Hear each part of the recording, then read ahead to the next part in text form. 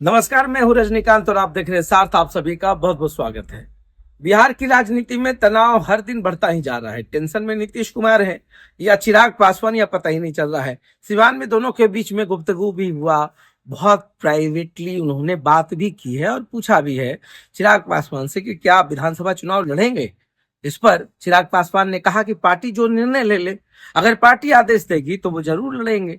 Bihar first, Bihari first का concept लेकर चिराग पासवान कई महीनों से बिहार की राजनीति में सक्रिय होते हुए दिख रहे हैं।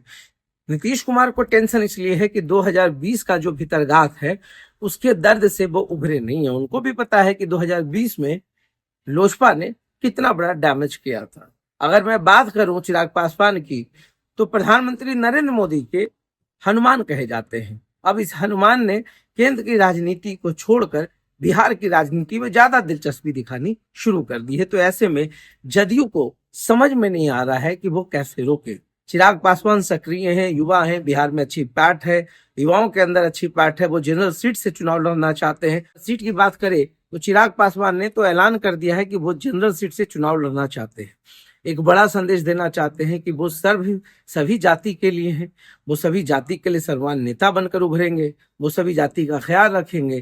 तो ये जो पॉलिटिक्स होता है बिहार में, जहां पर चुनावी समीकरण, राजनीति समीकरण, जो ध्रुवीकरण होता है जाति, इन तमाम चीजों की बहुत इंपॉर्टेंस दी जाती है। तो ऐसे में चिराग पासवान के दिमाग में क्या चल रहा है वो एक अलग विषय है, मगर नीतीश कुमार के दिमाग में फिलहाल तो यही चल रहा है कि किसी तरीके से चिराग पासवान रुक जाए।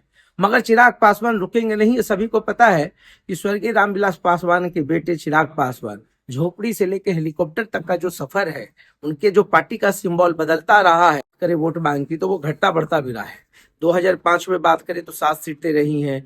2010 में ये सीटें घटकर 3 हो गई, 15 में 2, फिर 20 में 1, तो 25 में एक बड़ा स्ट्राइक रेट लेकर उतरे हैं। और लोकसभा चुनाव में लोजपा रामविलास पार्टी का स्ट्राइक रेट बहुत बेहतर रहा है, जिससे काफी उत्साहित है। चिराग पासवान की छवि और बहुत तरीके से अगर समझा जाए तो चिराग पासवान खुद को एक जाति और एक वर्ग में बांध कर रखते हुए नहीं दिख रहे हैं। वो चाह रहे हैं इस बार बंधन तोड़ दें, जनरल सीट से चुनाव लड़े, ताकि हर जाति का जो वोट बैंक है उनके साथ जुड़े। तो एक बड़ी पॉलिटिक्स करना चाहते हैं। जिस तरीके से उनके पिता केंद्र की राजनीति में, केंद्र की सत्ता में चाहे किसी भी पार्टी ने कदम रखा हो, उसके साथ मंत्री जो है रामविलास पासवान जरूर बनते रहे। तो एक प्रकार से चुनावी वैज्ञानिक या मौसम वैज्ञानिक भी उन्हें कहा जाता है। अब चिराग पासवान बिहार में यह देखने की कोशिश कर रहे हैं कि 2025 के चुनाव में जनता उनको किस तरीके से प्राथमिकता देती है, जनता उनको कहां पर रखती है, वोट बैंक का आधार कितना घटता है, कितना बढ़ता है, इन तमाम चीजों पर चिराग पासवान की निगाह है।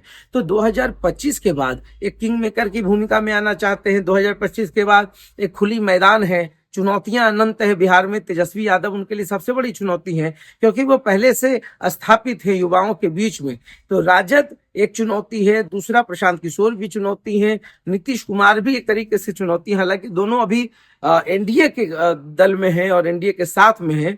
तो अभी फिलहाल जो है तेजस्वी यादव भी एक चुनौती है, क्योंकि तेजस्वी यादव को भी युवा मानते हैं और उनकी जो रैंकिंग है चिराग पासवान से थोड़ी अधिक है। आरोप प्रत्यारोप तो अगर राजनीति में ना हो तो इसके तो मायने ही फिर बेकार हैं बिहार में, क्योंकि जिस तरीके से शब्दों की मर्यादा टूट रही है हाल के दिनों में, हाल के महीनों में, अब इसकी सूचिता की बात तो नहीं की जा सकती है। बिहार में हर पग स्टेटमेंट वॉर चल रहा है, पोस्टर वॉर चल रहा है, और उस पोस्टर वॉर में सारी मर्यादाएं लांघ दी गई है।